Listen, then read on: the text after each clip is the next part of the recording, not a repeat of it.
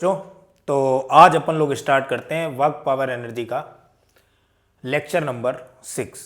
जैसा कि last lecture में मैंने बताया था कि आज मैं सिर्फ एग्जांपल्स कराने वाला हूं, क्योंकि एप्लीकेशन अपने को पढ़ना था कि वर्क एनर्जी थ्योरम या एनर्जी कंजर्वेशन के एप्लीकेशंस, उसकी प्रैक्टिस अच्छे से करनी है। तो पहले एक दो क्वेश्चंस अपन लोग मेंस लेवल तक लेकर के चलेंगे और उसके बाद एडवांस एंड ओलंपियाड लेवल तक इन क्वेश्चंस की प्रैक्टिस करेंगे। तो लास्ट तक बने रहना और बहुत ही अच्छा, इसमें बहुत ही ज़बरदस्त क्वेश्चन होने वाले इस सेशन में। चलो स्टार्ट करते हैं बच्चे। तो सबसे पहले अपन लोग एक बहुत छोटे न्यूमेरिकल पर चलते हैं और उसको कराने का पर्पज़ ये है कि कुछ सिखाना ही है, ठीक है। वैसे हम लोग वो चीज़ें कर चुके हैं, ध्यान देना। क्वेश्चन ये है बेटा, मान लो कि कोई अपने पास में ये एक सपोर्ट है और इस सपोर्ट से एक मासलेस पुली जो है वो सस्पेंड हो रही है। इस मासलेस पुली के ऊपर से एक ऐसे स्ट्रिंग निकली हुई है, स्ट्रिंग भी मासलेस है, लाइट स्ट्रिंग है और इनएक्सटेंसिबल है। स्ट्रिंग जो है बच्चे इनएक्सटेंसिबल एंड लाइट है, इनएक्सटेंसिबल एंड लाइट स्ट्रिंग है यहां पर। अब क्या होगा, ध्यान देना। अब अगर हम लोग देखें, मैंने मान लिया यहां पर मास है m1 और ये वाला है मास m2, ठीक है, ऐसे दे रखा है। इनिशियली दोनों एक ही हाइट पर है, सॉरी मैंने थोड़ा सा गलत इसे बना दिया। इनिशियली जो है वो दोनों सेम हाइट पर है, इनिशियली दोनों एक ही हाइट पर है, m1 और m2 दोनों ब्लॉक एक ही हाइट पर है और यहां से रिलीज कर दिया गया। तो जब इन्हें रिलीज किया जा रहा है तो लेट से मैं ये मान रहा हूं कि m2 का जो मास है वो ग्रेटर देन m1 है, इसका मैग्नीट्यूड ज्यादा है m2 का। तो m2 का मास अगर ज्यादा होगा और m2 ज्यादा है और m1 कम है, सॉरी ये m1 है, m1 कम है, तो ये क्या होगा, ये स्ट्रिंग जो है, ये वाली स्ट्रिंग ऐसे नीचे की तरफ आएगी, थोड़ी सी ऊपर जाएगी। तो अपन लोग यहां पर फाइंड आउट करना, फाइंड इनिशियली यहां से रिलीज किया जा रहा, find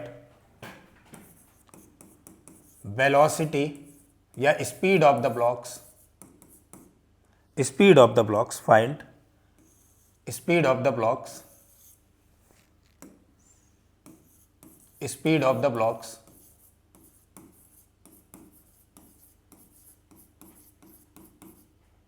when m2 descends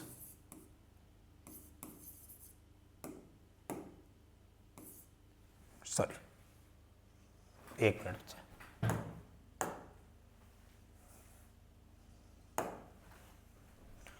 when m2 descends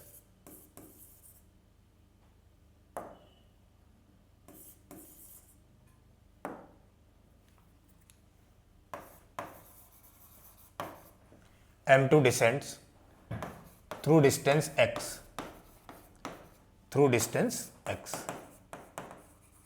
जब m2 जो है x डिस्टेंस डिसेंड कर देगा तो स्पीड बतानी है कि इन ब्लॉक्स की स्पीड कितनी होगी। बेटा दोनों की बराबर होगी। बराबर क्यों होगी भाई, ये इन एक्सटेंसिबल स्ट्रिंग से अगर बंधे हुए हैं तो इन एक्सटेंसिबल स्ट्रिंग से बंधे हैं तो इस पॉइंट की स्पीड, इस पॉइंट की स्पीड, इस पॉइंट की स्पीड, इस पॉइंट की स्पीड, इस पॉइंट की स्पीड, इस पॉइंट की स्पीड, इसकी स्पीड, इसकी स्पीड सारी बराबर होंगी। भाई जितने से ये चलेगा उतने से ये चलेगा, क्योंकि इन एक्सटेंसिबल स्ट्रिंग है ना, स्ट्रिंग खिंच नहीं रही है। अगर मान लो इसकी स्पीड ज्यादा हुई, इसकी स्पीड कम हुई तो ये खिंच जाएंगे। तो खिंच तो नहीं रहे ना, खिंच नहीं रहे तो इनकी स्पीड्स क्या होगी बच्चे, बराबर होगी। अब ध्यान देना, नीचे की तरफ मैंने मान लिया इस पर जो फोर्स लग रहा है वो m2g लग रहा है, यहां पर टेंशन T मान क्या लिया, लग ही रहा है बच्चे। और इस वाले ब्लॉक में अगर देखा जाएगा तो यहां पर m1g लग रहा है और ये टेंशन हो गई T। इधर भी ऐसे टेंशन लगेगी बराबरी बराबर। और ये वाला जो ब्लॉक है m1 जिसका मास कम है तो ये ऊपर की तरफ जाएगा और ये नीचे की तरफ ऐसे चलता चला आएगा, m2 नीचे की तरफ आ जाएगा। तो अगर ये m2 x डिस्टेंस पर आया तो यहां स्पीड फाइंड आउट करनी। अच्छा बेटा ध्यान देना, m2 अगर x डिस्टेंस नीचे आएगा तो m1 वाला तो जरूर है कि ये x डिस्टेंस ऊपर चला गया होगा। m2 अगर x डिस्टेंस नीचे आएगा तो m1 वाला ब्लॉक जो है वो x डिस्टेंस ऊपर चला गया होगा। ये बात तो क्लियर है, इसमें कोई दिक्कत नहीं है किसी तरीके की। तो अब क्या काम किया जाए, अपने को तो स्पीड फाइंड आउट करनी है। चलो निकाल लेते बेटा। स्पीड निकालने के लिए हम लोग वर्क एनर्जी थ्योरम का यूज करेंगे और वर्क एनर्जी थ्योरम बेटा क्या कहती है? Work energy theorem states that work done equal to change in kinetic energy. तो वर्क एनर्जी थ्योरम का यूज करते हैं, ध्यान देना। So from work energy theorem यहां पर कौन कौन से वर्क हो रहे हैं बच्चे? यहां पर कौन कौन से फोर्सेस लग रहे हैं जो वर्क कर रहे हैं? सर एक तो टेंशन लग रहा है और दूसरा mg लग रहा है, ये दोनों वर्क करेंगे और वो इसकी काइनेटिक एनर्जी में चेंज कराएंगे। ठीक है भाई, तो मैं लिख लेता हूं work done by all forces, work done by all forces equal to change in kinetic energy. All forces कौन सा बच्चे? Work done by tension plus work done by mg gravity equal to change in kinetic energy K final minus का K initial. यहां तक कहानी clear है, इसमें कोई दिक्कत नहीं है किसी तरीके की। अब अगर मैं देखूं वर्क डन बाय टेंशन की बात करूं, मैं कहूं भाई वर्क डन बाय टेंशन कितना होगा, ठीक है? तो यहां देखो इस वाले ब्लॉक पर टेंशन फोर्स लग रहा है ऊपर की तरफ और डिस्प्लेसमेंट भी इस ब्लॉक का ऊपर की तरफ है, तो फोर्स और डिस्प्लेसमेंट दोनों एक ही डायरेक्शन में, तो इसकी वजह से जो टेंशन फोर्स जो वर्क डन होगा वो कैसा आएगा? पॉजिटिव आ जाएगा, यानी प्लस टी इंटू एक्स। फिर ऐसे ही इस वाले ब्लॉक की अगर बात करें तो फोर्स लग रहा है इस वाले ब्लॉक पर, टेंशन फोर्स ऊपर और डिस्प्लेसमेंट नीचे, तो इसकी वजह से कितना आ गया बच्चे? नेगेटिव आ गया। यही तो वर्चुअल वर्क मेथड है कि tension into displacement equal to net tension into displacement क्या हो जाएगा? Zero. Net tension into velocity क्या हो जाएगी? Zero. Net tension into acceleration क्या हो जाएगा? जीरो हो जाएगा। ठीक है, आगे बढ़ते हैं। वर्क डन बाय ग्रेविटी, इस वाले ब्लॉक पर वर्क डन बाय ग्रेविटी देखते हैं। ये ब्लॉक m1 ऐसे लग रहा है, इस पर डिस्प्लेसमेंट ऊपर है लेकिन ग्रेविटेशनल फोर्स जो m1 जी है वो डाउनवर्ड डायरेक्शन में लग रहा है, तो इसका जो वर्क डन होगा बाय ग्रेविटी वो कैसा होगा? नेगेटिव। और इस वाले का पॉजिटिव होगा, क्यों? m2 वाले ब्लॉक पर m2g जो फोर्स है वो भी नीचे लग रहा है और इसका डिस्प्लेसमेंट भी तो नीचे ही है। तो क्या काम करेंगे? m1g into x. बेटा पॉजिटिव लिखे ना सर, नेगेटिव लिखना चाहिए। क्यों नेगेटिव? इसलिए लिखेंगे क्योंकि m1g नीचे लग रहा है और x जो है वो ऊपर की तरफ जा रहा है। अच्छा, इसे कैसे लिखें भाई? इस चीज को लिखेंगे अपन लोग पॉजिटिव, क्योंकि इसमें फोर्स की डायरेक्शन डाउनवर्ड और डिस्प्लेसमेंट भी डाउनवर्ड, तो ये बन जाएगा प्लस का m2g into x equal to K final minus K initial. अब मैं फाइनल काइनेटिक एनर्जी लिखता हूं भैया। फाइनली दोनों जो है, इनिशियली तो दोनों के पास में रिलीज किया गया, दोनों के पास इनिशियल वेलोसिटी भी जीरो है, तो काइनेटिक एनर्जी इनिशियल भी तो बच्चे क्या हो चुकी इनकी? जीरो हो चुकी। फाइनली अगर देखा जाए तो एक ब्लॉक के पास में वेलोसिटी हो गई m1 इंटू बी स्क्वायर, दूसरे ब्लॉक के पास भी यही वेलोसिटी होनी चाहिए फाइनली। क्यों होगी? क्योंकि स्ट्रिंग तो इनएक्सटेंसिबल है। यहां तक बात क्लियर हो गई, इसमें कोई दिक्कत नहीं है। तो अगर अपन लोग देखें यहां पर, तो ये वैल्यू कैंसिल आउट कर दी मैंने, क्या बचा? यहां बचा अपने पास में माइनस का m2gx, मैंने x कॉमन ले लिया, m2g माइनस का m1g that is equal to 1/2 common ले लिया, और भी कुछ कॉमन है बच्चे, बी स्क्वायर भी कॉमन, बी स्क्वायर कॉमन ले लिया, यहां बचा m1 प्लस m2। तो इधर अगर मैं देखूं बी स्क्वायर की वैल्यू यानी स्पीड की वैल्यू, तो वो कितनी आ जाएगी बच्चे? m2g माइनस m1g इंटू ये 2 इधर मल्टीप्लाई हो जाए नहीं, 2 इंटू एक्स अपॉन में इस मास को डिवीजन में ले आएंगे तो m1 प्लस m2, यानी कि स्पीड अगर अपन लोग कैलकुलेट करें ईच ब्लॉक की, तो स्पीड आ गई अपने पास में under root of 2 times of m2g minus m1g into x upon में m1 प्लस m2। ये आ गई स्पीड। यहां तक पॉइंट क्लियर है? अच्छा, किसी बच्चे के दिमाग में एक चीज और आई, बोला सर एक काम भी तो कर सकते हैं, यहां से एक्सेलरेशन भी तो निकाल सकते हैं, एनएलएम में जैसे निकालते थे, तो एनएलएम का यूज ना करें, मैं ऐसे ही एक्सेलरेशन निकाल लूं। हाँ बालक, एक्सेलरेशन भी तो कैलकुलेट हो सकता है। देखो जरा, क्या मैं इसे एक्स के रेस्पेक्ट में डिफरेंशिएट कर दूं वेलोसिटी को? तो अगर मैं इसे एक्स के रेस्पेक्ट में डिफरेंशिएट करूंगा इस वेलोसिटी को, तो बनेगा क्या बच्चे? देखना जरा, ये बी स्क्वायर लिखा है, इसे अगर एक्स के रेस्पेक्ट में डिफरेंशिएट करेंगे तो बी स्क्वायर का डिफरेंशिएशन हो गया 2b db over dx equal to 2 times of m2g minus m1g upon में m1 प्लस m2। x का x के रेस्पेक्ट में बच्चे डिफरेंशिएशन कितना हो गया? 1। कांस्टेंट आ रहा है एक्सेलरेशन, देखना जरा, एनएलएम में एटवुड मशीन में एक्सेलेरेशन कांस्टेंट ही आता था, यहां से 2 से 2 कैंसिल हो गया, B DB over D X acceleration हो गया ईच ब्लॉक का, और ये एक्सेलेरेशन आ गया m2g माइनस m1g अपॉन में m1 प्लस m2। मेरे ख्याल से सारे बच्चे समझ रहे होंगे कि एटवुड मशीन में तो एक्सेलेरेशन यही आता था और यही आया है। वर्क एनर्जी थ्योरम का यूज करके अपन लोग इसका एक्सेलेरेशन भी कैलकुलेट कर सकते हैं। यहां तक बात समझ में आ गई? ठीक है बच्चे, आगे बढ़ते हैं, नेक्स्ट क्वेश्चन देखते हैं। अच्छा सा क्वेश्चन देखते हैं, जरा ध्यान देना, बहुत ध्यान से सुनना। मान लो बेटा ये कोई न्यूमेरिकल, देखना मैं लिखा नहीं रहा हूं बेटा, पहले न्यूमेरिकल सुन लो, समझ लो। ये कोई सरफेस है ऐसे, इस तरीके से ये कोई सरफेस है,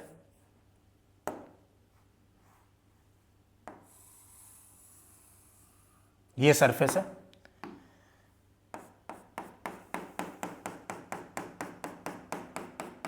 और ये कोई वर्टिकल वॉल है,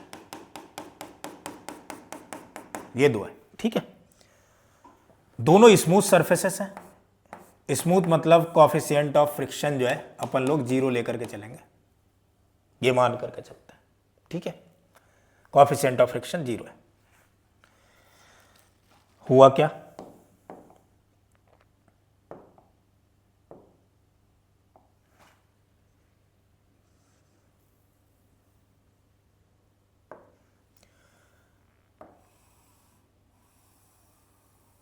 यहां बच्चे कोई रॉड ऐसे रखी है,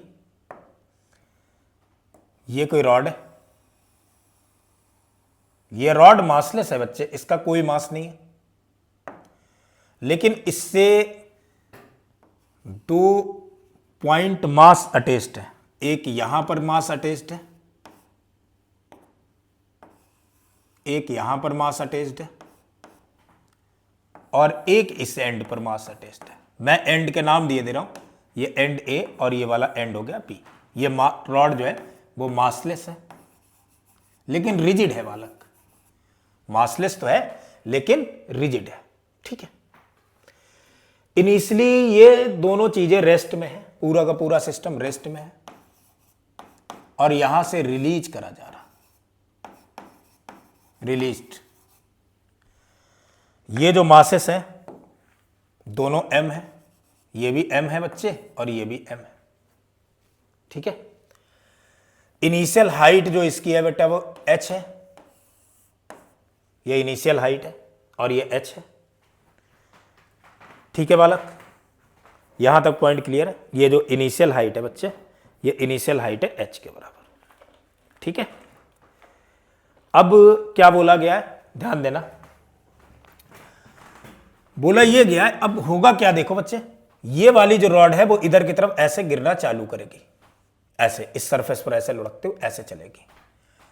तो मुझे वो हाइट फाइंड आउट करनी ग्राउंड से, जब ये जो ब्लॉक ए है, ये जो ब्लॉक ए है ये बॉल से कांटेक्ट छोड़ देगा, ये बॉल से कांटेक्ट क्या कर देगा, छोड़ देगा। तो फाइंड क्या करना है बच्चे, न्यूमेरिकल में फाइंड करना, find height, find height at which point A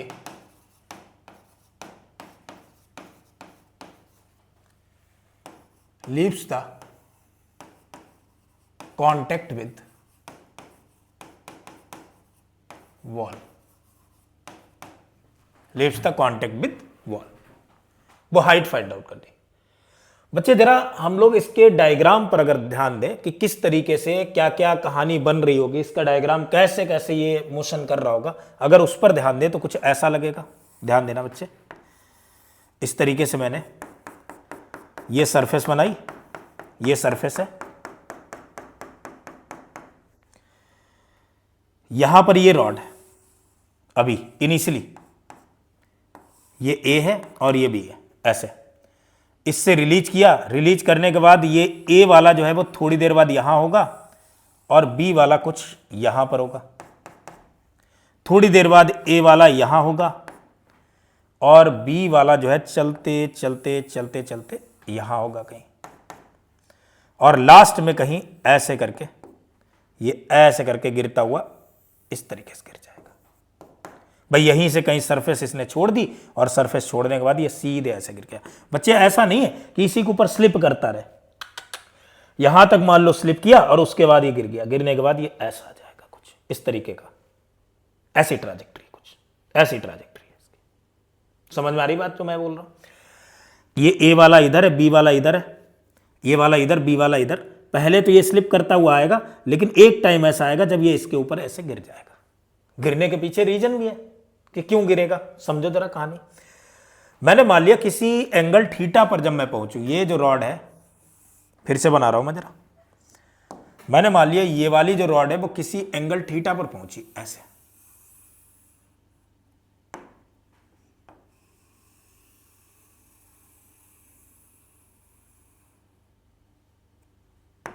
मान लो ये किसी एंगल थीटा पर जब पहुंची,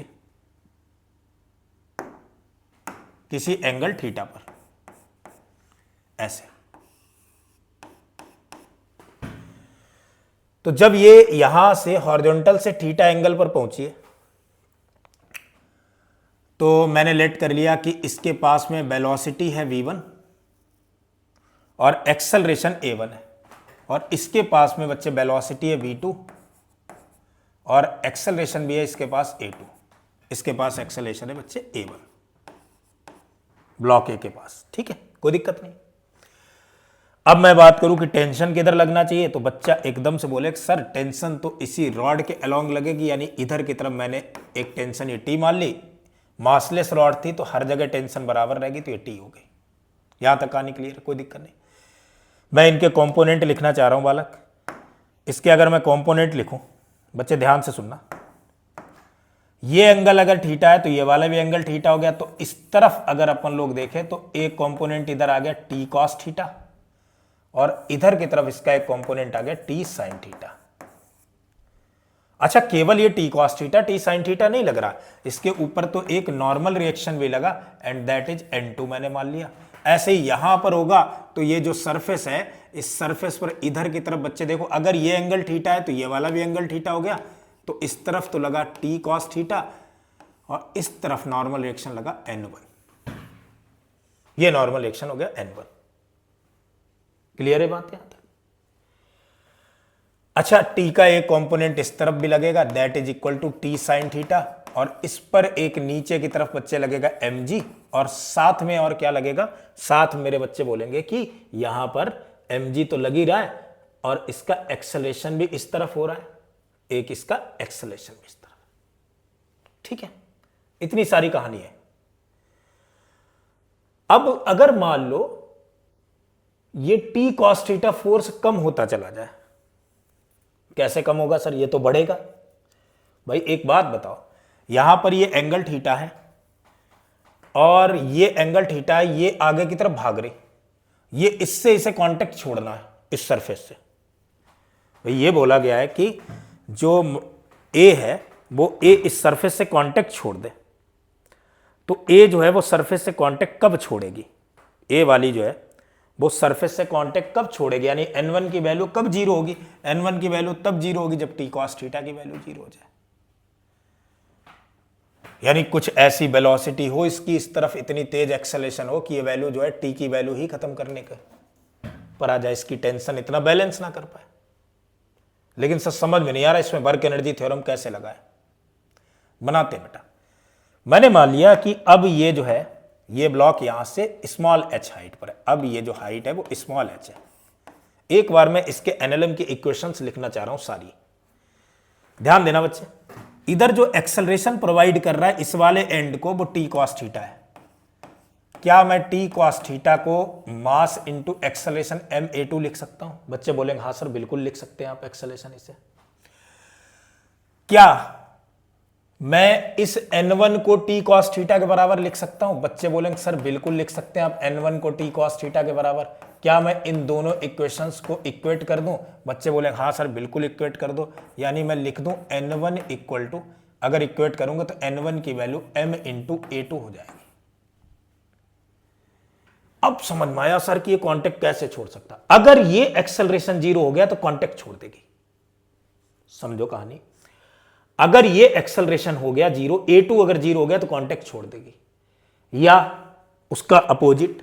जिस टाइम पर ये इससे कांटेक्ट छोड़ेगी ना, उस टाइम ये एक्सेलरेशन जीरो हो चुका होगा। अचानक से कुछ ऐसा हुआ कि ये वाला एक्सेलरेशन जो था, ये एक्सेलरेशन अचानक से जीरो हुआ।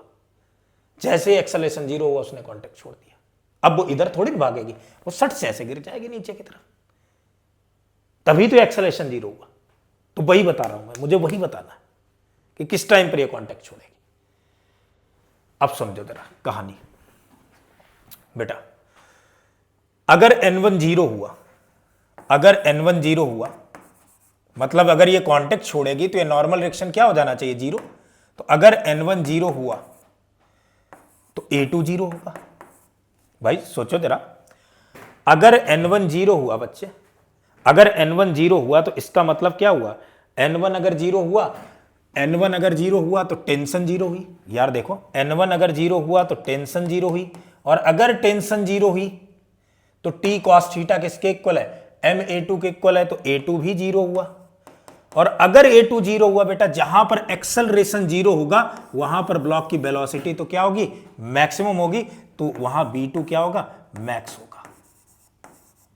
अब सर मैं वर्क एनर्जी थ्योरम अप्लाई करके और इसकी मैक्सिमम वैल्यू के लिए dB/dx इक्वल टू जीरो डालूंगा और आंसर कैलकुलेट कर ले जाऊंगा। मेरे ख्याल से यहां तक बच्चों को बात समझ में आ गई होगी। अगर n1 जीरो हुआ, अगर n1 जीरो हुआ तो क्या होगा बच्चे, कांटेक्ट छोड़ेगा तो n1 क्या होगा, जीरो होगा। और n1 अगर जीरो हुआ तो t भी जीरो हुआ, और t जीरो हुआ तो a2 भी जीरो हुआ, और a2 जीरो हुआ, वहां वेलोसिटी क्या होगी, मैक्सिमम। पहले वेलोसिटी बढ़ती रहेगी, बढ़ती रहेगी, फिर एक्सेलरेशन यहां पर जीरो हो गया तो वेलोसिटी कैसी होगी, मैक्सिमम वेलोसिटी होगी इस पोजीशन पर। मेरे ख्याल से ये बात समझ में आ गई होगी बहुत आसानी से। चलो अब निकालते हैं।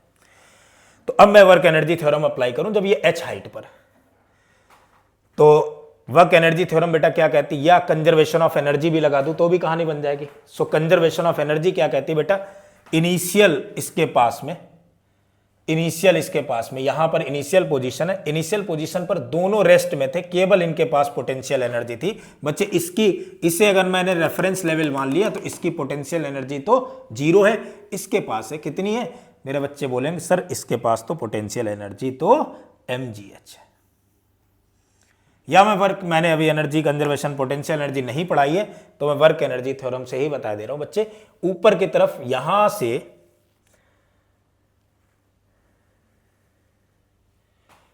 से यहां तक आने में इसने डिस्प्लेसमेंट कितना किया, बच्चा बोलेगा सर इसने इधर से इधर आने में जो डिस्प्लेसमेंट किया वो तो capital H minus small h के बराबर किया।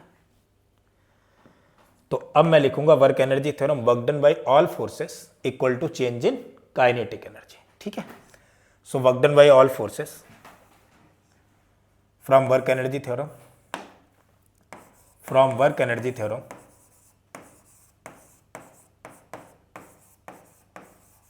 वर्क एनर्जी थ्योरम,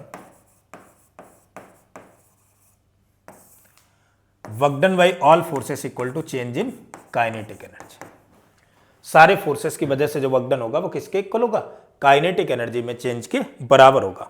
अब सोचो इसमें कौन कौन से फोर्सेस एक्ट कर रहे हैं, कौन कौन से फोर्सेस लग रहे हैं, ध्यान देना जरा।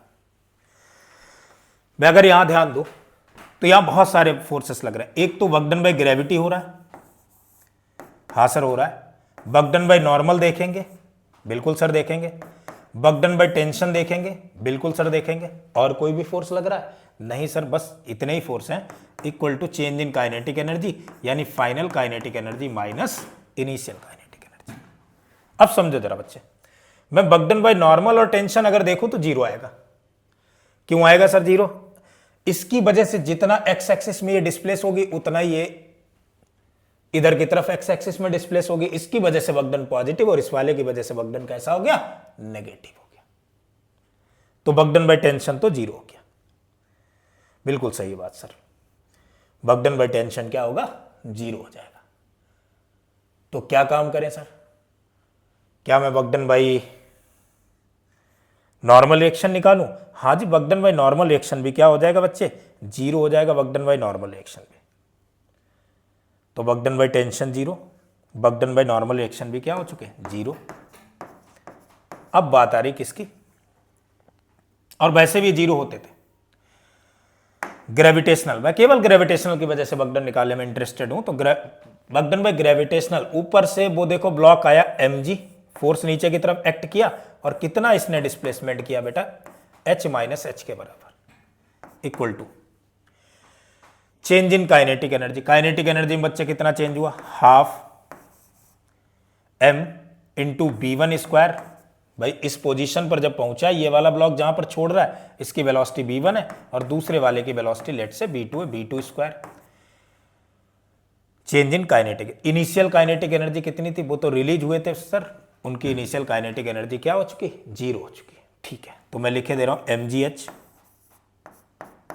Minus small mgh equal to half m b1 square plus half m into b2 square. मैंने m से ये m सारे कैंसिल कर दिए, तो यहाँ g कॉमन ले लिया, या ना भी कॉमन लेते, अपने को तो अलग ही रखना है इन्हें, g इंटू एच, बल्कि 2 से मल्टीप्लाई करेंगे, 2g minus 2g into small H that is equal to b1 square plus b2 square. काश मैं ये इक्वेशन b2 के टर्म में लिख पाता, और मैक्सिमम b2 उस टाइम पर मैक्स हो चुकी है, तो db2 ओवर dh, भाई ये स्मॉल h हाइट में क्या कर देता, इसके रेस्पेक्ट में डिफरेंशिएशन 0 डाल देता, क्योंकि उसी टाइम पर तो ऐसा हुआ।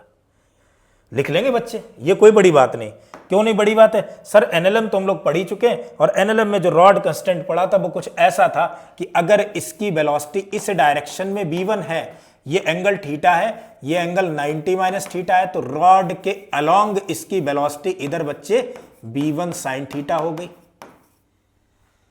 ऐसे ही इस वाले की वेलोसिटी अगर इधर की तरफ बच्चे v2 है, तो रॉड के अलोंग इस डायरेक्शन वेलोसिटी बच्चे b2 cos थीटा होगा। एक्सेलरेशन बराबर नहीं होंगे बच्चे, वेलोसिटी बराबर होगी इस टाइम पर।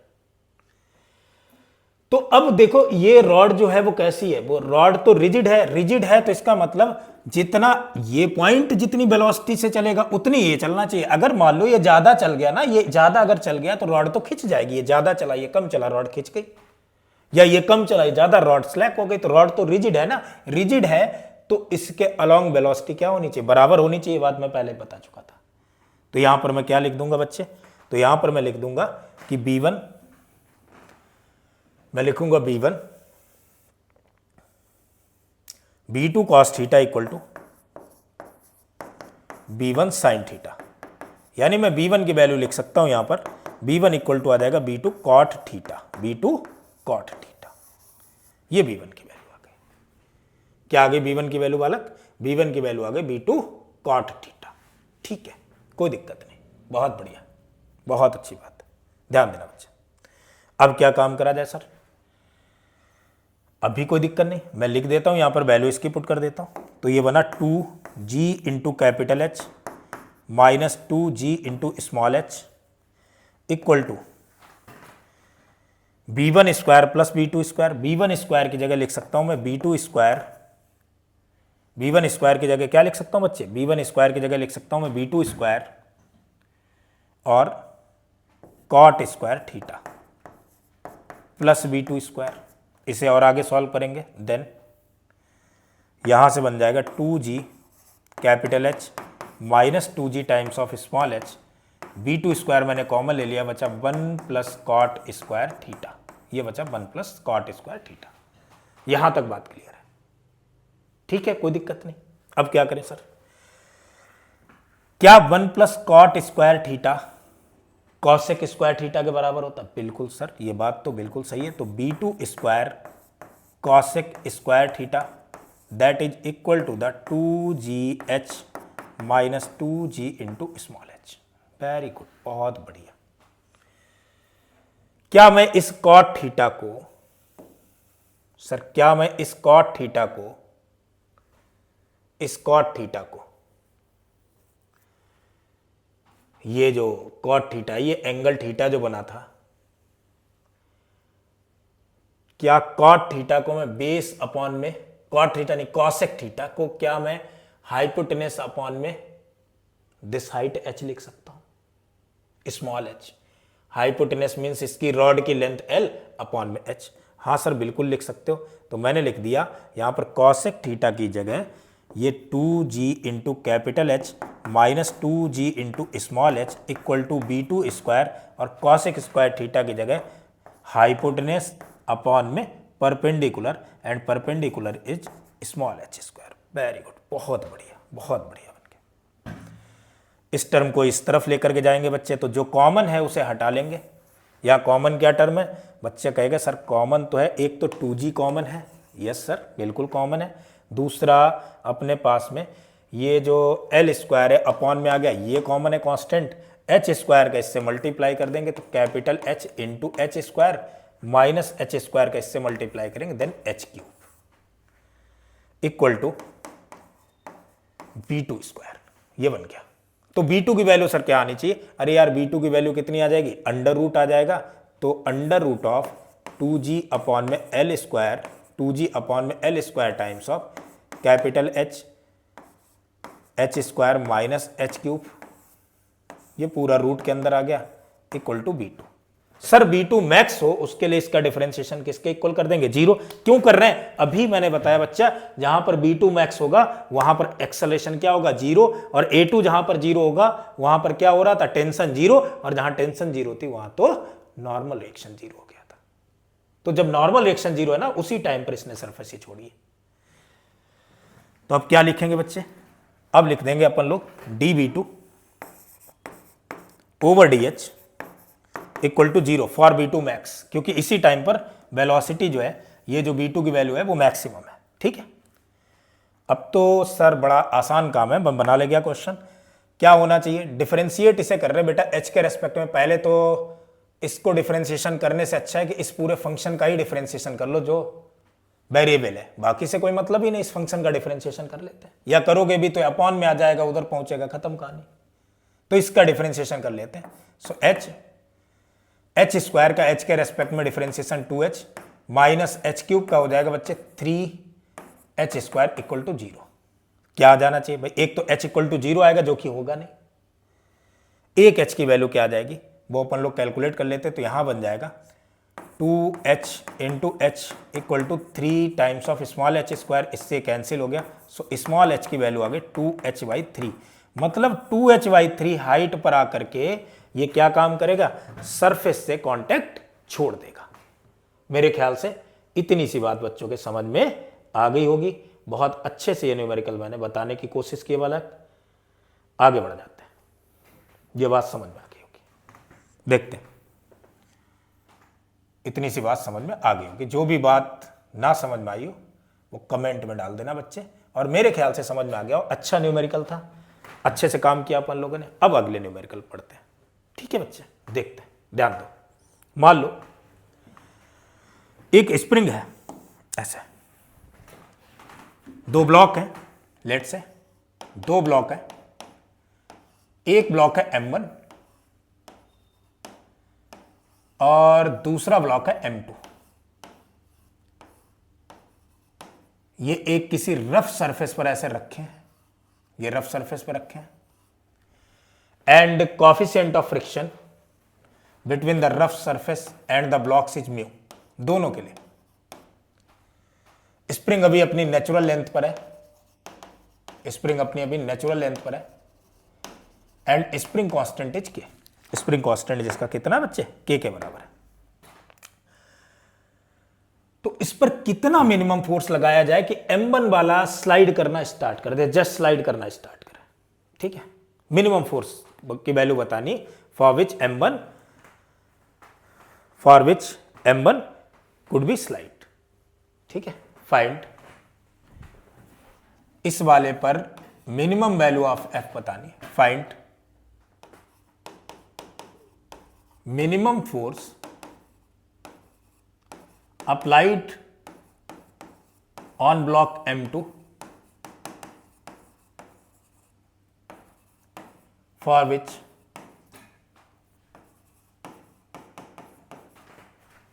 block of mass M1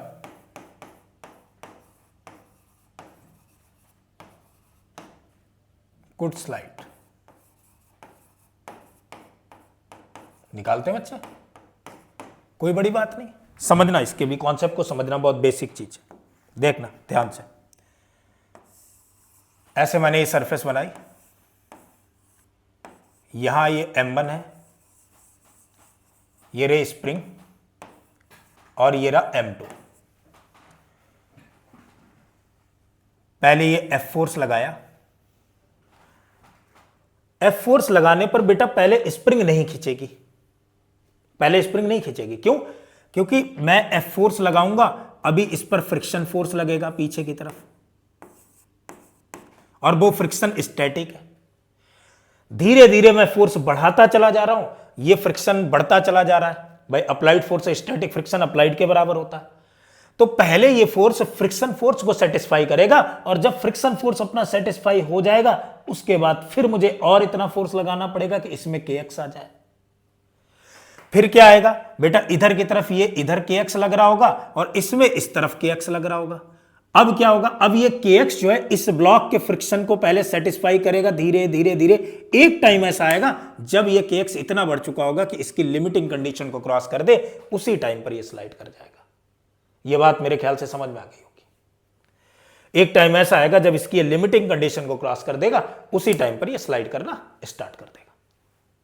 समझ में आया इतनी बात? तो फिर से बताता हूं, फिर से बेटा देखो, मैं एफ फोर्स लगा रहा हूं, मिनिमम कितना लगाया जाए, मैं मिनिमम की बात कर रहा हूं तो शुरुआत करूंगा धीरे धीरे। मैंने इस फोर्स को पहले धीरे से एक 0.1 न्यूटन फोर्स लगाया, और जैसे इस पर 0.1 न्यूटन जरा सा फोर्स लगा रहा हूं तो ये हिलेगा ही नहीं अपनी जगह से। क्यों? क्योंकि अभी फ्रिक्शन है सरफेस में। यार स्मूथ सरफेस होती पहले kx लग जाता, यहां पहले kx नहीं लगेगा, यहां पहले फ्रिक्शन लगेगा, क्योंकि अपनी जगह से नहीं हिला, स्प्रिंग तो अपनी नेचुरल लेंथ पर ही रह गई ना। तो जैसे ये फोर्स मैंने अप्लाई किया, फोर्स अप्लाई किया, तो ये पहले फ्रिक्शन को सेटिस्फाई करेगा। पहले ये फोर्स, फिर फ्रिक्शन स्टैटिक, फिर ये फोर्स और बढ़ाया, अभी भी स्टैटिक, और फोर्स बढ़ाया, अभी भी स्टैटिक, और फोर्स बढ़ाया, अभी भी स्टैटिक। एक टाइम ऐसा आया जब ये अपनी मैक्सिमम वैल्यू के बराबर आ गया, और फिर मैंने इसे और फोर्स लगाया तो इसमें अब खिंचाव आया। लेकिन अभी इसमें खिंचाव बहुत कम है, मैं थोड़ा सा और बढ़ाता जाऊं फोर्स तो ये kx बढ़ता जाएगा, ये kx बढ़ता जाएगा, तो ये kx बढ़ता जाएगा, और ये kx इतना होगा एक टाइम पर कि इसकी फ्रिक्शन की भी मैक्सिमम लिमिट को क्रॉस कर चुका होगा। तो यही मुझे फाइंड आउट करना, इसकी मिनिमम वैल्यू। तो क्या होगा बच्चे समझो, तो जब kx जो है इसकी मैक्सिमम लिमिट को क्रॉस कर चुका होगा, इसको खींचा होगा, तो इधर लगेगा बच्चे म्यू m1 इंटू जी, और इस तरफ kx, ये इसकी मैक्सिमम वैल्यू है फ्रिक्शन की, वही मिनिमम फोर्स होगा। तो क्या मैं यहां से x की वैल्यू निकाल सकता हूं? हाँ जी बिल्कुल सर, kx इक्वल टू आ गया अपने पास में म्यू m1 इंटू जी के बराबर। तो मैं x की वैल्यू क्या लिख सकता हूं यहां से, म्यू m1 जी अपॉन में k। ये तो x आ गया। अब sir minimum value of force बताइए क्या होगा, निकाल लेते हैं बच्चे। देखो अभी फोर्स जो लगा रहे हैं उससे कोई वेलोसिटी नहीं आ रही, वो तो ये फोर्स जो है इस फोर्स को, इन दोनों फोर्स को बैलेंस करने में जुटा था। पहले इसे बैलेंस किया, फिर इसे बैलेंस किया, पहले इस पर अप्लाई हुआ, फिर इधर। तो अभी वेलोसिटी नहीं आ रही। क्या आ रहा है सर? वेलोसिटी नहीं आ रही बच्चे, वेलोसिटी तो नहीं आ रही। क्या आ रहा है सर? मैं इस फोर्स की वजह से वेलोसिटी नहीं आ रही, इसका मतलब चेंज इन, अगर आ भी रही होगी स्लो वेलोसिटी होगी, नेग्लिजिबल चेंज होगा वेलोसिटी में, तो चेंज इन काइनेटिक एनर्जी तो बच्चे क्या आ जाएगा, जीरो। तो मैं वर्क एनर्जी थ्योरम अप्लाई करता हूं, work done by all forces equal to change in kinetic energy. कौन कौन से फोर्स? एक तो एफ फोर्स है, दूसरा कौन सा है सर, फ्रिक्शन फोर्स है, और तीसरा इसी ब्लॉक पर सारी चीजें देख रहे हैं स्प्रिंग फोर्स भी है, equal to change in kinetic energy. तो यहां स्प्रिंग फोर्स की वजह से तो देखो चेंज इन काइनेटिक एनर्जी तो बच्चे यहां पर जीरो है। अब क्या काम करें सर, एक काम कर लेते फिर से। अब वर्क डन बाय फ्रिक्शन, पहले एफ फोर्स, मान लिया ये एक्स अगर इसमें खिंचा हुआ आया तो ये एक्स आगे बढ़ा होगा स्लोली, तो work done by this force is F x. Friction की वजह से बेटा वर्क डन कैसा होता है, फ्रिक्शन फोर्स की वजह से, स्टैटिक की वजह से तो आएगा नहीं, जब ये काइनेटिक बन चुका होगा तब आएगा। और काइनेटिक फ्रिक्शन फोर्स यहां तो म्यू m2 इंटू जी होगा, और कितना, ये तो कांस्टेंट है, डिस्प्लेसमेंट इधर, फोर्स इधर, नेगेटिव आता फ्रिक्शन की वजह से, ये लिख लिया। वर्क डन बाय स्प्रिंग बेटा, work done by spring, displacement मैंने इधर किया, स्प्रिंग इस तरफ पहुंची, तो work done by spring force is minus kx square equal to क्या हो गया, जीरो। सर मुझे f की वैल्यू चाहिए, सो f इक्वल टू आ गया अपने पास में f into x equal to mu m2 into g into x plus half k into x square. इस x से ये x कैंसिल, सो f की जो मिनिमम वैल्यू है जिससे ये क्या काम करे, जस्ट मूव कराना स्टार्ट कर दे, that is equal to mu m2 into g plus 1/2 k into x की वैल्यू अगर मैं देखूं तो x की वैल्यू आ गई म्यू m1 जी अपॉन में के से मैंने के को उड़ा दिया, तो ये बन गया F equal to mu common g common, mu g मैंने कॉमन ले लिया, that is m2 plus m1/2। ये मिनिमम वैल्यू फोर्स की होनी चाहिए जिसकी वजह से ये मूव करना स्टार्ट कर देगी। मेरे ख्याल से यहां भी बात समझ में आ गई होगी। आगे बढ़ते हैं बच्चे और अच्छी प्रॉब्लम करते हैं, थोड़ी सी देखते हैं भाई, ध्यान देना बहुत अच्छे से। अब समझो जरा, मैं थोड़ी सी प्रॉब्लम चेंज करता हूं। मैंने अभी ये माना है कि ये जो स्प्रिंग है ये मासलेस है। इस बार मैं स्प्रिंग को मास दे रहा हूं बच्चे, और इनिशियली कुछ ब्लॉक्स को वेलोसिटी भी दे रहा हूं। ठीक है, ब्लॉक्स को इनिशियली कुछ वेलोसिटी भी दे रहा हूं और इसको मास भी दे रहा हूं। और फिर मुझे फाइंड आउट करना है कि स्प्रिंग की लेंथ में क्या चेंज होगा after some time, length of the spring कितनी होगी। समझो जरा, ऐसे दे रखा है कुछ न्यूमेरिकल, ध्यान देना। मान लो दो ब्लॉक है बच्चे, एक ऐसे दे रखा है, ये सरफेस है। इस बार बेटा सरफेस रफ नहीं है, इस बार सरफेस स्मूथ है, टेंशन वाली बात नहीं। ये ब्लॉक है, इसका मास m0, ये ब्लॉक है, इसका मास 2m0 है। ये किसी स्प्रिंग से ऐसे अटैच्ड है और स्प्रिंग का खुद का ब्लॉक है m of spring, mass of spring ms, constant नहीं है, और स्प्रिंग का स्प्रिंग कांस्टेंट क्या है। अभी ये अपनी नेचुरल लेंथ पर है, और जब ये नेचुरल लेंथ पर है बच्चे तो इनके पास में वेलोसिटीज है शुरू में, दोनों के पास में। इस वाले ब्लॉक के पास वेलोसिटी 3b0 और इस वाले ब्लॉक के पास वेलोसिटी 2b0 इनिशियली। ये सब इनिशियल कंडीशन है, और स्प्रिंग किस पर है अपनी इनिशियल कंडीशन पर बेटा, नेचुरल लेंथ पर है। ये अपनी नेचुरल लेंथ पर है, नेचुरल लेंथ पर। फिर क्या करना है सर, मुझे फाइंड आउट करनी है कि इसकी वेलोसिटी जो है, जब दोनों ब्लॉक की वेलोसिटी b0 हो जाए, ठीक है, तब स्प्रिंग में एक्सपेंशन कितना आएगा, स्प्रिंग एक्सटेंड कितना हो जाएगी, वो मुझे कैलकुलेट करना है। तो हमें फाइंड आउट करना है कि इसमें चेंज कितना आएगा, स्प्रिंग की लेंथ में चेंज कितना आएगा, कि अगर दोनों की वेलोसिटी जो है b0 हो जाए। और क्वेश्चन में गिवन है बेटा b0 जो है दोनों की वेलोसिटी, यानी फाइनल कंडीशन गिवन है कि कुछ ऐसा हो गया, फाइनल कंडीशन गिवन है कि कुछ ऐसा हो गया। ये m0 था, ये 2m0 है,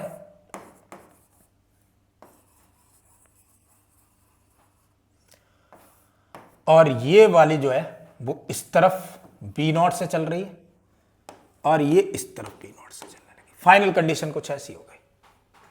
फाइनल कंडीशन जो है वो कुछ इस तरीके की हो गई कि दोनों जो है अपनी एक दूसरे से अपोजिट डायरेक्शन में b0 से चलने लगे, और उस टाइम पर इसकी बतानी है कि एक्सपेंशन इन द स्प्रिंग कितना होगा। Find expansion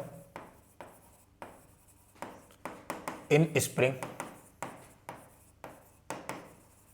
at this situation. एक चीज और बच्चे गिवन है, इसमें वेलोसिटी की प्रोफाइल जो है वो लीनियर बोली गई। Assume that velocity profile is linear of the spring. Assume that velocity profile of spring, profile of spring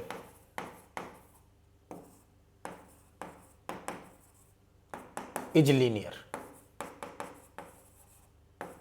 as, कुछ इस तरीके से ये एग्जांपल ले सकते हो कि b2 equal to b1 plus kx something. ठीक है, इस तरीके से ये वेलोसिटी प्रोफाइल, इस तरीके से क्या काम किया जाए बच्चे, ध्यान देना बहुत ध्यान से। मैंने इनिशियल तो सारी बातें बता ली कि ये चीजें हैं, इसकी 2b0 है, इसकी 3b0 है, इसका ये है, इसका वो है, सारी बातें।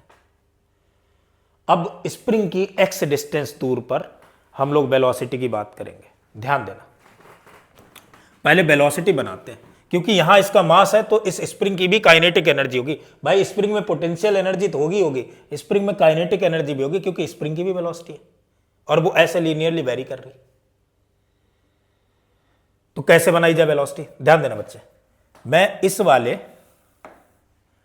इस वाले मास को ऐसे फिक्स करके थोड़ा सा बना देता हूं। एक मिनट बच्चे, थोड़ा सा देख लो वीडियो चल रहा है या नहीं चल रहा है, उसके बाद एक मिनट। हाँ जी चल रहा है, देखते हैं। तो मैंने इसे ये मान लिया कि इसे फिक्स कर दिया। फिक्स मतलब in the sense, sorry fix क्यों कर दिया, ये एम नॉट वाला ब्लॉक है, एम नॉट वाला ब्लॉक, यहां पर ये स्प्रिंग ऐसे लगी हुई है, समझना इस बात को बेटे। ये 2m नॉट वाला ब्लॉक है और 2m नॉट वाले ब्लॉक के पास में इनिशियल जो स्पीड है वो 2b नॉट है, m नॉट वाले ब्लॉक के पास में इनिशियल स्पीड है 3b नॉट। तो स्प्रिंग के पास में स्पीड कितनी होगी, इनिशियली स्प्रिंग के पास में स्पीड, वो भी अपन लोग को कैलकुलेट करनी है पहले। ये इनिशियल कंडीशन है सारी, क्योंकि स्प्रिंग के पास इनिशियल स्पीड होगी।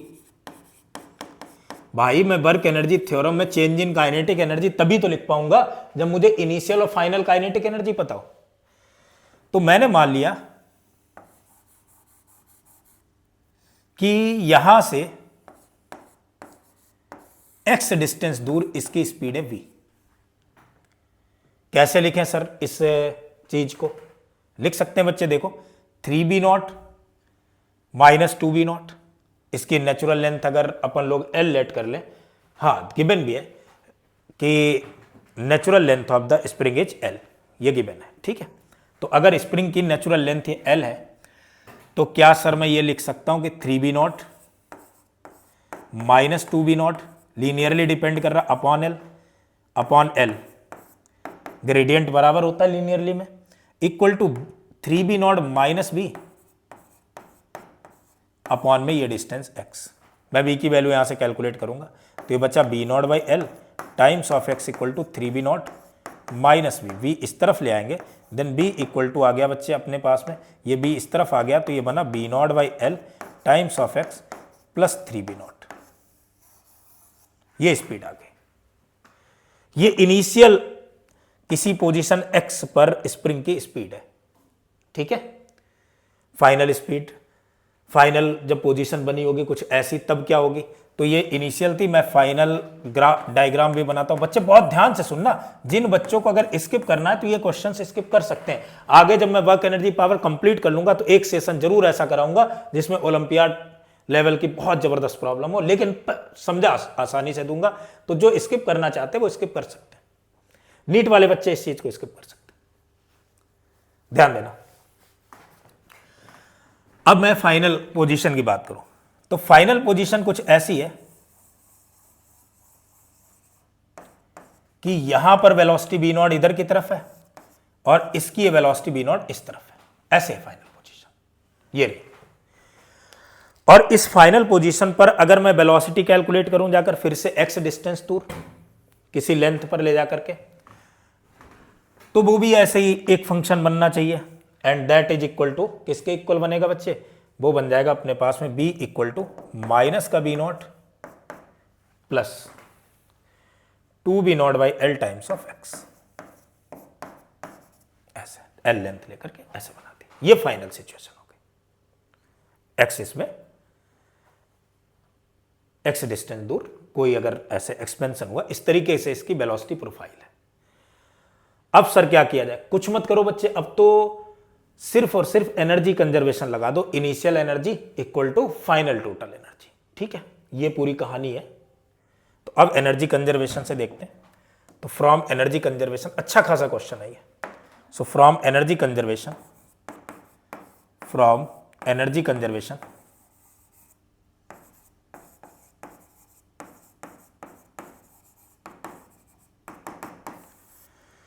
Total mechanical energy initial equal to total mechanical energy final. Initial total mechanical energy बेटा पहले देखो, हाफ काइनेटिक एनर्जी पहले लिखेंगे, इनिशियल हाफ एम नॉट वाला जो ब्लॉक है, एम नॉट वाला ब्लॉक कितनी वेलोसिटी चल रहा है 3b से, तो 3b का स्क्वायर। एम वाला ब्लॉक कितनी से स्पीड से चल रहा है बेटा 2b से, एम वाला नहीं 2m वाला, सॉरी 2m नॉट वाला ब्लॉक जो चल रहा है, 2m नॉट वाला ब्लॉक है वो चल रहा है 2b से, यानी 2b का स्क्वायर प्लस क्या स्प्रिंग की कोई पोटेंशियल एनर्जी, नहीं सर बिल्कुल नहीं है, स्प्रिंग की पोटेंशियल एनर्जी तो 0 है। क्या स्प्रिंग के पास में कोई काइनेटिक एनर्जी? हाँ सर बिल्कुल है, मास of spring into velocity of the spring, and velocity of spring is minus का इनिशियल ये रही माइनस का बी नॉट अपॉन में l into x plus 3b0 का होल स्क्वायर। ये बना, यहां तक बात पहुंच गई, ठीक है। ये दे रखी सर, किस तरीके से ऐसे लिख दें भाई? ये काइनेटिक एनर्जी क्या होनी चाहिए? नहीं बच्चे, ये जो x है वो kx अलग है, और ये वेलोसिटी की प्रोफाइल है x वाली, कि इस तरीके से वेलोसिटी लिखनी है स्प्रिंग की। तो सर इसकी काइनेटिक एनर्जी कैसे लिखें? लिखेंगे बच्चे, यहां अगर मैं फाइनल काइनेटिक एनर्जी स्प्रिंग की लिखना चाहूं तो क्या मैं ऐसे नहीं लिख सकता हूं कि final kinetic energy, initial kinetic energy of spring that is equal to half m into, किस तरीके लिखते थे? वर्क डन अपन लोग लिख देंगे, work done by spring, and work done by spring कितना होगा? 1/2 m into b x square d x, b d b over D x होता ना बेटा। अगर इसकी एनर्जी लिखनी है मुझे तो मैं x डिस्टेंस पर जाकर के, सोचो ये स्प्रिंग है, मैं स्प्रिंग का x डिस्टेंस जाकर के छोटा सा पोर्शन उठा लेता हूं, उसका मास मैंने dx का मास dm मान लिया, और इसकी काइनेटिक एनर्जी लिख देता हूं। कितनी होगी सर इसकी काइनेटिक एनर्जी? इसकी काइनेटिक एनर्जी तो होगी mass upon spring upon length upon spring into dx, ये तो इसका मास हो गया, इंटू bx स्क्वायर। सर ये वैल्यू कैलकुलेट करनी पड़ेगी? बिल्कुल बच्चे कैलकुलेट करनी पड़ेगी। तो इनिशियल काइनेटिक एनर्जी कितनी हो जाएगी? मास ऑफ स्प्रिंग, हाफ भी लिखना, मास ऑफ स्प्रिंग अपॉन में l into 1/2 b x square d x. B x की वैल्यू इनिशियल जो है स्प्रिंग की, बी एक्स नहीं सॉरी बी स्क्वायर, इनिशियल इसकी जो वेलोसिटी है वो b naught by l times of x into 3b0 है। इसका स्क्वायर करेंगे बच्चे तो इसका स्क्वायर बनेगा माइनस का बी नॉट स्क्वायर, माइनस नहीं प्लस का b naught square by l square times of x square plus 9b0 square and minus 2 into 3 यानी कि 6 b0 स्क्वायर अपॉन में l times of x dx। इतनी बात समझ में आ गई होगी, यहां तक पॉइंट क्लियर है। अब क्या काम किया जाए? अब ये जो इनिशियल काइनेटिक एनर्जी आएगी वो half mass of spring upon length of spring, इसका इंटीग्रेशन कर देते हैं बच्चे, और इसका इंटीग्रेशन में लिमिट कहां से कहां तक सर लगा दूं? यार लिमिट कहां से कहां तक अपने को लगानी है ये देखना है। तो लिमिट कहां से कहां तक लगाई जाए बच्चे वो देखनी है अपने को, ठीक है। यार इस पूरी dx और ये b स्क्वायर इनका सबका क्या करना है? मैंने तो डिफरेंशिएशन कर दिया, इनकी लिमिट देखनी है। तो मैंने कहा भाई फाइनल लेंथ l हो चुकी है, l के ऊपर ही डिपेंड कर रहा है भाई, टोटल लेंथ तो l है। मैं dx dx dx dx dx dx dx करते हुए l तक लेके जा रहा हूं, तो लिमिट तो 0 से l हो गई। तो 0 से l हो गई 1/2 ms अपॉन में l, और ये बन गया कितना बच्चे? b0 स्क्वायर अपॉन में l स्क्वायर। इसे अपन लोग सॉल्व करेंगे, x स्क्वायर dx का बेटा हो जाएगा x³ 3, तो मैं सीधे लिख देता हूं l³ 3 लिमिट रख करके, प्लस 9b0 स्क्वायर, यहां पर dx का हो जाएगा बेटा x, लिमिट रखोगे तो बचेगा l, और माइनस 6b0 स्क्वायर अपॉन में l, x dx का हो जाएगा l स्क्वायर बाई 2, यानी x स्क्वायर बाई 2 होगा। लिमिट अपना रख देंगे बेटा। ये बात तो समझ में आ गई होगी, नहीं आई होगी थोड़ा सा पॉज करके देख लेना। सीधे सीधे मैंने इंटीग्रेशन किया और लिमिट रखी है, ठीक है, कोई दिक्कत नहीं। एक l स्क्वायर से एक l कैंसिल, इस l से एक l कैंसिल, और इस बाहर वाले l से सारे l कैंसिल। क्या बचा? इनिशियल काइनेटिक एनर्जी आ गई अपने पास में हाफ m इंटू एस, और ये बन गया b0 square by 3 plus 9b0 square minus 3b0 square. बचा ये 6b0 स्क्वायर, 6 3 जा 18 प्लस 1 19, तो ये बन जाएगा 19 ms b0 स्क्वायर अपॉन में 6। ये इनिशियल काइनेटिक एनर्जी आ गई। ये बच्चे इनिशियल काइनेटिक एनर्जी आ गई। ये सारी बातें अभी मैं बाद में लिखूंगा एनर्जी कंजर्वेशन को। मेरा मन है कि मैं फाइनल काइनेटिक एनर्जी भी कैलकुलेट कर लूँ, कोई बड़ी बात नहीं। Final kinetic energy of spring बच्चे देखो क्या होगी, फिर से हाफ के final of spring integration of half mass of spring upon में total length into b square, इसकी वेलोसिटी का स्क्वायर। लेकिन इतने का मास क्या होगा बेटा? Mass per unit length into dx, dx length का मास आ गया, इंटू ये वेलोसिटी v का स्क्वायर क्या होगा बच्चे, b not square plus 2b0 यानी 4b0 square by l square x square, फिर माइनस का 2b0 स्क्वायर बल्कि 4b0 स्क्वायर अपॉन में L times of x dx। ये dx पहले से लिमिट बच्चे वही 0 से l, और अगेन अपन लोग इंटीग्रेट इसे करेंगे तो बन जाएगा हाफ ms अपॉन में l। बेटा आप आराम से इंटीग्रेशन कर लेना, मैं थोड़ा सा जल्दी करके इसे बता दे रहा हूं। इसे अगर इंटीग्रेट करेंगे तो बन जाएगा बच्चे कितना, b0 square into L plus 4b0 square upon में एल स्क्वायर इंटू ये बनेगा l³ 3 और माइनस का 4b0 स्क्वायर अपॉन में l into L square by 2। बेटा मैंने लिमिट रख के डायरेक्ट इंटीग्रेशन कर दिया, क्योंकि x का होता है एक्स स्क्वायर बाई 2, लिमिट 0 से l रखते तो x की जगह l रख दिया। ऐसे ही बेटा एक्स स्क्वायर का होता है x³ 3, लिमिट 0 से l रखते तो l³ 3 लिख दिया। ऐसे ही इसका dx का होता बेटा x, लिमिट 0 से l रखते तो यहाँ l रख दिया। थोड़ा सा जल्दी, कोई दिक्कत नहीं, आप लोग कैलकुलेशन कर ले जाओगे। इस l से ये l सारे कैंसिल किए, l से l और ये बाहर वाले से ये l कैंसिल, क्या बची फाइनल काइनेटिक एनर्जी जो आ गई half ms b0 square plus 4b0 square by 3 और माइनस का 2b0 स्क्वायर, तो बचेगा बच्चे कितना 4b0 स्क्वायर बाई 3 माइनस का b0 स्क्वायर यानी b0 स्क्वायर बाई 3 बचेगा। तो फाइनल जो काइनेटिक एनर्जी आ गई बालक वो आ चुकी अपने पास में कितनी, वो आ चुकी k फाइनल की value 1/2 ms b0 square upon में 3 यानी कि 6 लिख सकते हैं। ये फाइनल आ गई।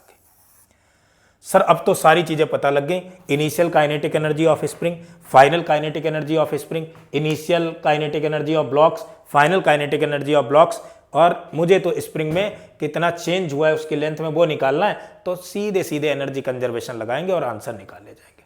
तो अब एनर्जी कंजर्वेशन अगर लगाया जाए तो बच्चे क्या आएगा, ध्यान देना। तो from energy conservation from energy conservation